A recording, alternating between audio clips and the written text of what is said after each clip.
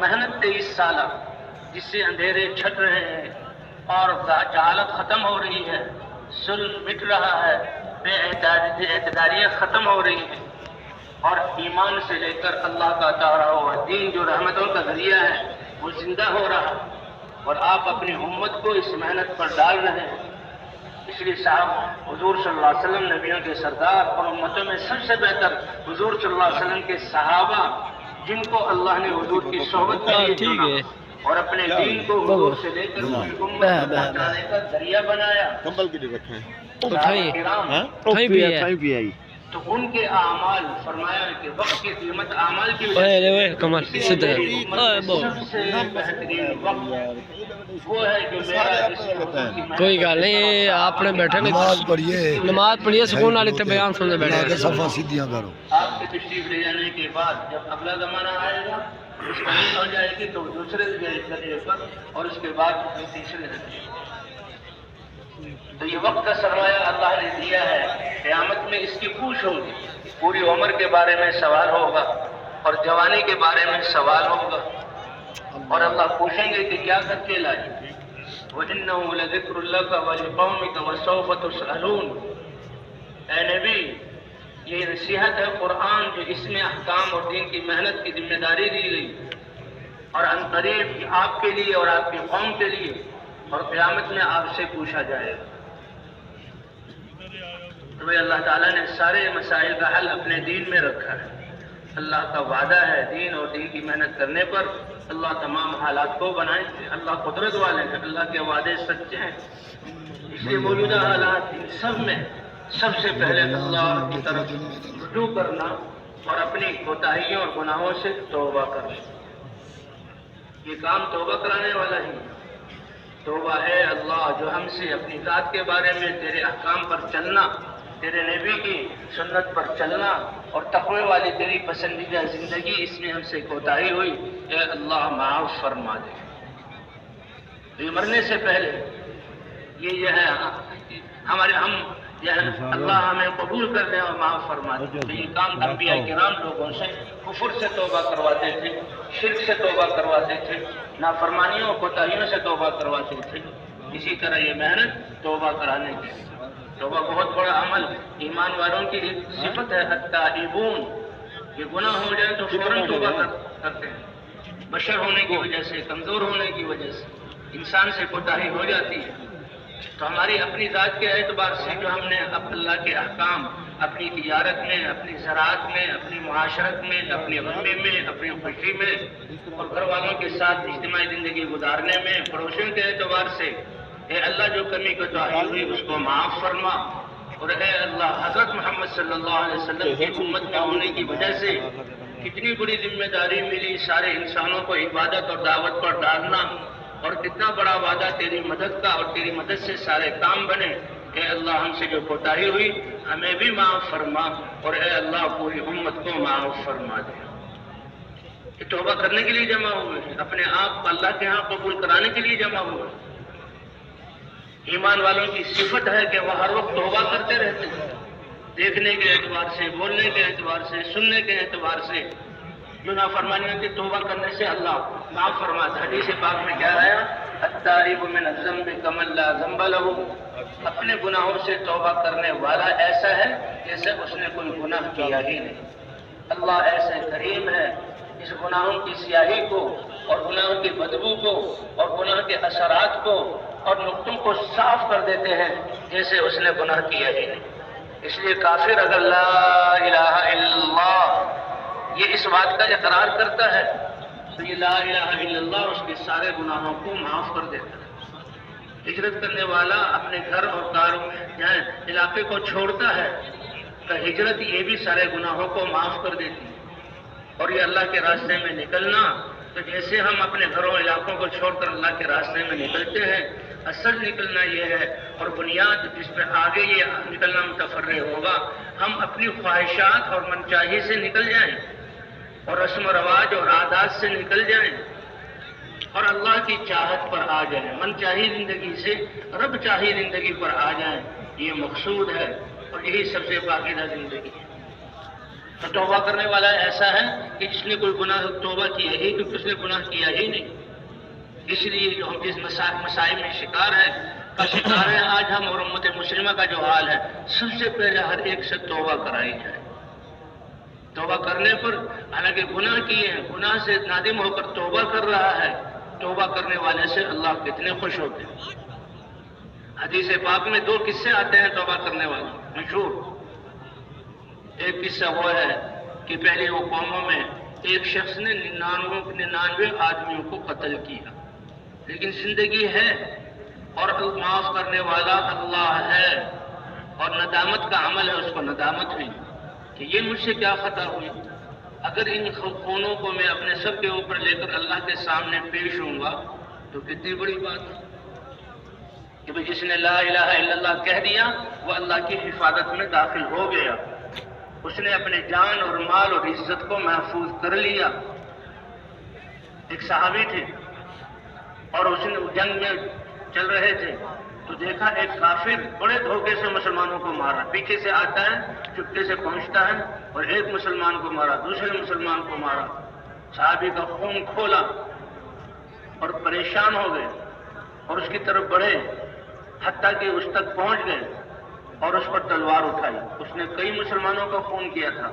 اب ان کا جذبہ، اس نے تلوار کو دیکھتے ہی کہا لا الہ الا اللہ، اور ان صحابی نے اس کی گردن کو اڑا دیا. بات پہنچتے پہنچتے حضرت محمد صلی اللہ علیہ وسلم تک پہنچی. حضور صلی اللہ علیہ وسلم نے بلایا اور پوچھا کیا ہوا. تو انہوں نے عرض کیا کہ اللہ کے رسول، اس نے بہت مسلمانوں کا خون کیا، اور جب میں اس تک پہنچا تو تلوار کے ڈر سے اس نے لا الہ الا اللہ کہا. یعنی لا الہ الا اللہ کتنی بڑی بات ہے. اللہ کے رسول تو اس نے تلوار کے ڈر سے لا الہ الا اللہ کہا. اللہ کے رسول بہت خفا ہوئے کہ ہلا شفقت قلبہ، تم نے اس کے دل کو چیک کے دیکھا کیوں نہیں کہ تمہاری تلوار کے ڈر سے کیا یا اس نے جو ہے اللہ کے لیے کیا. لا الہ الا اللہ کہنے والا اللہ کی حفاظت میں داخل ہو جاتا ہے. ان سے جہاد کرو اور لا الہ الا اللہ کی طرف بلاؤ. جب لا الہ الا اللہ نے کہہ دیا تو انہوں نے اپنی جانوں کو، اپنی مالوں کو اور اپنی عزت کو محفوظ کر لیا. فرمایا جس نے لا الہ الا اللہ کہا وہ میری حفاظت کے قلعے میں داخل ہو گیا، اور جو میری حفاظت کے قلعے میں داخل ہو گیا وہ میرے عذاب سے مطمئن ہو گیا. اتنی بڑی نعمت ہے یہ کلمہ طیبہ لا الہ الا اللہ، اور ہمارے لیے محمد الرسول اللہ. فرمایا جس نے فجر کی نماز پڑھ لی تو وہ میرے ذمے میں ہے. اگر کوئی اس کو تکلیف پہنچائے گا تو دنیا کے درباروں میں اور جو ہے دنیا کی عدالتوں میں نہیں، جب رب العالمین کا دربار لگے گا اور عدالت قائم ہوگی، سارے فرشتے، سارے جنات اور انسان، اور انسانوں میں انبیاء اور صحابہ اور امت ایمان والے سارے بادشاہ اللہ کے سامنے موجود ہوں گے. اس وقت اللہ متعلق پوچھیں گے کہ جس کو میں نے اپنی حفاظت میں لیا تھا تم نے اس کو کیوں تکلیف پہنچائی. اس وقت یہ انسان کیا جواب دے گا؟ تو بہرحال وہ شخص اس نے 99 قتل کی، لیکن اس کے دل میں ندامت کہ رب کے پاس پہنچنے سے پہلے میرے گناہ معاف ہو جائے. تو اس ندامت کی وجہ سے وہ چلا. اور ایک عابد عبادت کرنے والا جس کے پاس علم نہیں تھا اس کے پاس پہنچ گیا. وہ اپنی عبادت میں لگا ہوا ٹھیک ہے. اس سے پوچھا کہ میں وہ شخص ہوں جس نے 99 خون کیے ہیں اور اب میں توبہ کرنا چاہتا ہوں، تو میری توبہ قبول ہو جائے گی؟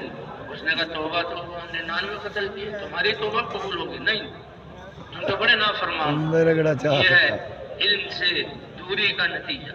اس نے کہا اچھا.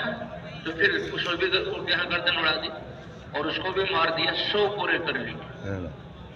لیکن پھر اس کو ندامت ہوئی اور ندامت ہو کر وہ توبہ کے لیے چلا اور اللہ کی طرف سے کہ جو عالم تھے ان کے پاس پہنچے اور اس سے کہا 100 قتل ہو گئے ہیں اور میں معافی اللہ سے توبہ کرنا چاہتا ہوں. اس نے کہا توبہ اللہ تمہارے درمیان کون حائل ہوگا؟ توبہ کا دروازہ کھلا ہوا ہے، اللہ سے معافی مانگ لو. لیکن توبہ بھی کرو، اور توبہ کا مطلب یہ ہے کہ پچھلے گناہ جو ہوئے ہیں اس پر نادم ہونا، اللہ سے معافی مانگنا اور آئندہ نہ کرنے کا عزم کر کے اللہ کی طرف رجوع کرنا کہ اللہ میں تو تیرے ہی حکموں پر چلوں گا. اس کے لیے ماحول کی ضرورت ہے، اس کے لیے جو ہے اعانت کی ضرورت ہے. تو اللہ والے سمجھ گئے کہ جس بستی میں یہ رہتا ہے وہاں کا ماحول خراب ہے یہ دوبارہ بھی اس گناہ کی طرف کہا اس بستی کو چھوڑ دو۔ اس لیے اللہ کے راستے میں نکلنا، اپنے ماحولوں کو چھوڑ کر، اور اب اللہ کے گھروں میں ٹھہرنا، اللہ کے راستے میں نکلنا، دعاؤں کے ساتھ نکلنا، اعمال کے ساتھ نکلنا، یہ ہماری حفاظت کا ماحول ہے۔ اور تم فلاں بستی میں چلے جاؤ، وہ نیک لوگوں کی، یہ طائف بن کر چلا، اب چل رہا ہے، ابھی آدھے راستے میں نہیں پہنچا، تھوڑا فاصلہ باقی ہے کہ اس کی اجل اور موت کا وقت آ گیا۔ فرشتوں نے روح قبض کی تو رحمت کے فرشتے بھی آ گئے اور عذاب کے فرشتے بھی۔ عذاب والے فرشتوں نے کہا 99 کا قاتل ہے، اتنا بڑا مجرم، اس کو تو عذاب کی طرف لے جائیں گے۔ رحمت والوں نے کہا کہ تائب بن کر اللہ کی طرف متوجہ ہو کر یہ نکل پڑا تھا گھر سے، اتنا فاصلہ طے کر لیا، لہذا ہم رحمت کے فرشتے اس کو لے جائیں گے۔ اللہ نے ایک فرشتے کو فصل بنا کر بھیجا اور کہا دونوں زمینوں کو ماپ لیا جائے کہ جس بستی سے نکلا ہے اس کے زیادہ قریب ہے یا جس بستی کی طرف جا رہا ہے اس سے زیادہ قریب ہے۔ اللہ نے انصاف ہی اس دے۔ کو ندامت ہو گئی تھی، اللہ کی رحمت متوجہ ہو گئی تھی، جب وہ گرا اور سانس نکل رہے تھے تو وہ رکا نہیں، سانس نکلتے ہوئے بھی اس نے اپنے جسم کو اس نیک بستی کی طرف بڑھایا۔ اللہ کو یہ ادا پسند آ گئی کہ میرا بندہ توبہ کرتے ہوئے میری طرف آیا ہے۔ حالانکہ واقعہ یہ ہے کہ جس بستی کو چھوڑ کر آیا تھا وہ قریب تھی اور جس بستی کی طرف جانا تھا وہ کچھ فاصلہ زیادہ تھا۔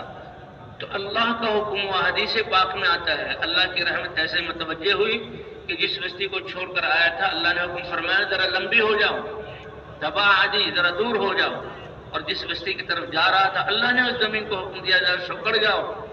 آج فیصلہ ہوا، فرشتوں کو میں نے کہا ہے جب ماپا گیا تو چند بالش اس کے اس مرتے ہوئے آگے بڑھنے کی وجہ سے، اور اللہ نے حکم دیا تو اس بستی کے قریب تھا، رحمت کے فرشتے اللہ کے رحمت جلدی آویں، لے گئے۔ جلدی آویں میں کہا اے میرے بندو، جنہوں نے اپنی جانوں پر ظلم کیا، اسراف کیا، گناہوں سے بھر دیا، لا تقنطوا من رحمت اللہ، اللہ کی رحمت سے تم نا امید مت ہو۔ ناشتہ لا بول الہ گیا الا اللہ کلمہ رجا ہے تمہارا یہ رب سوندے سوندے ناشتہ بول گیا تھا، کہتے ہیں ناشتہ نہ بنانے والا، کا۔ ان اللہ یغفر الذنوب جميعا، اللہ سارے گناہ معاف کر دے۔ یہ ساری مجلسوں کا لب لباب ہم سے اللہ کے احکام پر چلنے میں جو کوتاہی ہوئی، شعبوں میں اللہ کے احکام کو توڑا، اور سب سے بڑی بات دعوت والا کام جس سے انسانوں کو ہدایت ملے، پوری انسانیت کے حق میں ہم سے ظلم ہوا، اس یہاں میدان میں بیٹھ کر اس گناہ سے معافی مانگ کر ہم اپنے گھروں کو جائیں۔ ہمیں توبہ کریں گے، معافی مانگیں گے انشاءاللہ۔ انشاءاللہ گناہوں پر معافی مانگنا، اور کتنی بڑی خوشخبری کہ اللہ نے رحمت والے فرشتے نے کہا اس کو چک لو، زمین کو حکم دیا کہ قریب ہو جاؤ۔ اور دوسرا واقعہ آتا ہے، اللہ کے رسول صلی اللہ علیہ وسلم نے مثال دی کہ توبہ کرنے والے سے اللہ تعالیٰ کیسے خوش ہوتے ہیں۔ کا توبہ کرنے والے کی مثال ایسی ہے اور اللہ کا خوش ہونا ایسا ہے کہ ایک آدمی صحرائی سفر میں، ٹیلے ہی ٹیلے ہیں، صحرا ہی صحرا ہے، دھوپ ہے، گرمی ہے، وہ سفر کرتا ہے، اور سفر کرنے کے لیے اونٹنی اس پر اپنا مشکیدے میں بقدر ضرورت پانی اور کھانا لے کر چلتا ہے، کیونکہ صحرا میں تو کچھ ملے گا نہیں، نہ سایہ ہے، نہ پانی ہے، نہ کھانا، سارے انتظامات کر کے چلتا ہے۔ اور چلتے چلتے اس کو کہیں حاجت پیش آتی ہے، وہ اونٹنی اپنی سواری سے اترتا ہے اور حاجت کے لیے جاتا ہے، جب واپس آتا ہے تو اونٹنی گم، گویا زندگی ہی چلی گئی، کھانا بھی اسی پر، پانی بھی اسی پر، باقی ساز و سامان بھی اسی پر، اور سفر طے کرنا، یہ ساری باتیں، اور صحرا جو بیلوں پھیلا ہوا ہو، دھوپ تیز ہو رہی ہو، ریت تپ رہا ہو، اور انسان کو بھوک اور پیاس لگی ہوئی ہو، اس نے اپنی ساری طاقت خرچ کی، دائیں بائیں دوڑا، نا امید ہو گیا، اور نا امید ہو کر کہ اب تو بس موت ہی ہے، لیٹ گیا، اور موت کا انتظار کرنے کا، زندگی کے کوئی جہاں آثار نہیں، نا امید ہو کر کعبے لیٹا تھا، اس نے آہٹ سنی، اب آہٹ جو سنی تو دیکھا کہ وہ اونٹنی بما پانی کے بما کھانے کے موجود ہے، زندگی دوبارہ ملی، اور یہ سسک سسک کر ایڑی رگڑتے ہوئے اور پیاس اور بھوک کی حالت میں موت، کتنی ہے بدناک موت ہے، اس سے نجات مل کے پوری زندگی مل گئی، کتنا خوش ہوا، اور اتنا خوش ہوا کہ خوشی میں کہنا تو یہ تھا اے اللہ واقعی آپ میرے رب ہیں، آپ نے ہی اپنی قدرت سے یہ سامان مجھے پہنچایا، زندگی عطا کی، اور میں آپ کا بندہ ہوں۔ لیکن خوشی کا وہ ٹھکانہ کہ اس نے الٹ کہہ دیا اے اللہ آپ میرے بندے ہیں اور میں آپ کا رب ہوں۔ یہ خوشی میں کہا، اس پر یہ نہیں پکڑ ہوگی کوئی ایسی خوشی۔ تو فرمایا جیسے یہ بندہ اپنی اس زندگی اور ساد و سامان کے ملنے پر اتنا خوش ہوا کہ کتنی بڑی بات کو اس نے پلٹ کر کیا کہہ دیا۔ فرمایا اللہ تعالیٰ اپنے بندے کی توبہ سے اس سے بھی کہیں زیادہ خوش ہوتے ہیں، اس سے بھی کہیں زیادہ خوش ہوتے ہیں۔